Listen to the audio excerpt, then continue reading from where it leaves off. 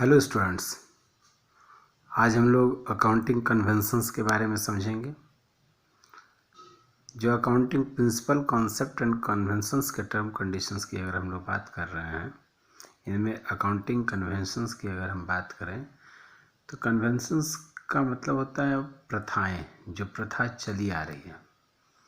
और कन्वेंशंस जो है वो टाइम टू टाइम जो है वो चेंज करता है। ऐसे चेंजेस जो हैं, ऐसे परिवर्तन जो हैं, वो फिनेंशियल स्टेटमेंट्स को मोर अप्रोप्रिएट एंड रियलेबल बनाता है। अकाउंटिंग कन्वेंशंस को हम लोग मॉडिफाइंग प्रिंसिपल्स के नाम से भी जानते हैं। इसे हम लोग मॉडिफाइंग प्रिंसिपल भी कहते हैं। इनमें सबसे पहले प्रिंसिपल ऑफ मटेरियलिटी। इस प्रिंसिपल के तहत, इस सिद्धांत के तहत, according to this principle, only those transactions are recorded which are main and important for the business. हम वैसे ही ट्रांजेक्शन्स को रिकॉर्ड करते हैं जो बिजनेस के लिए इम्पॉर्टेंट हो, जो बिजनेस के लिए मेन हो। सेकंड है principle of consistency. According to this principle, business organisation should adopt same accounting system every year. प्रत्येक साल हम लोग एक ही अकाउंटिंग सिस्टम को अडॉप्ट करते हैं।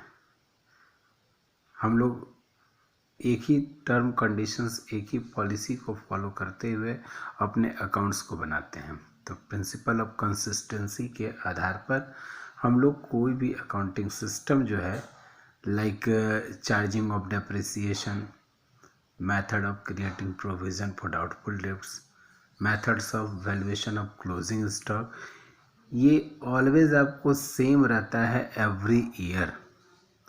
थर्ड है principle of conservatism. According to this principle, possible losses of the future should be recorded but possible profits should be left out. Means हम लोग जो पॉसिबल लॉस होता है फ्यूचर का, इसे हम अपने बुक में तो रिकॉर्ड करते हैं, लेकिन पॉसिबल जो हमारा प्रॉफिट है उसे हम लोग छोड़ देते हैं। तो ये जो प्रिंसिपल ऑफ कंजर्वेटिज्म के आधार पर हम लोग ये लॉसेस को रिकॉर्ड करते हैं, लेकिन पॉसिबल लॉस को रिकॉर्ड करते हैं, लेकिन पॉसिबल प्रॉफिट को रिकॉर्ड नहीं करते हैं। Last one is principle of accrual. According to this principle, revenue is recorded when goods or services are sold. Payment received or not is not important. Means ये जरूरी नहीं है कि हमको पैसा मिला या पैसा नहीं मिला।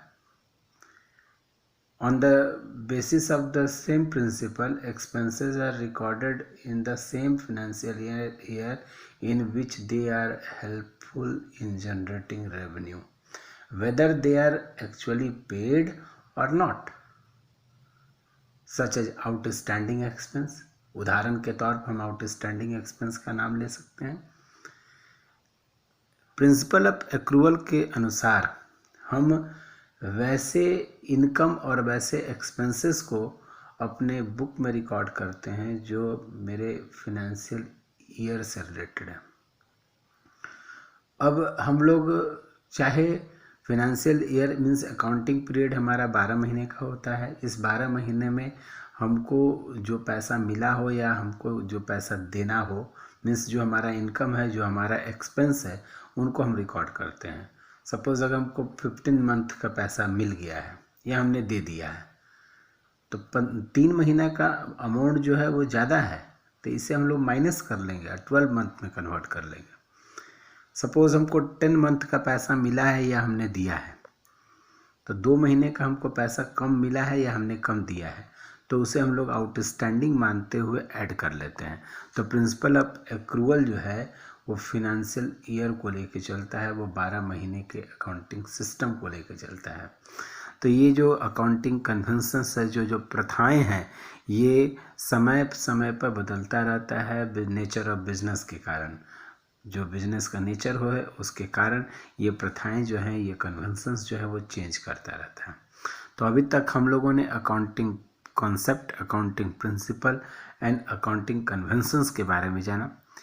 एक और कंडीशंस आप लोगों को बताऊंगा जो है अकाउंटिंग स्टैंडर्ड के टर्म्स कंडीशन, जो जैक के जो सिलेबस है उसके आधार पर जो कट किए गए थे 40% सिलेबस, उसमें अकाउंटिंग स्टैंडर्ड हमें नहीं पढ़ना है, लेकिन फिर भी इसके बारे में आपको नेक्स्ट वीडियो में, इसके नेक्स्ट पार्ट में आपको इसके बारे में बताऊंगा। Thank you.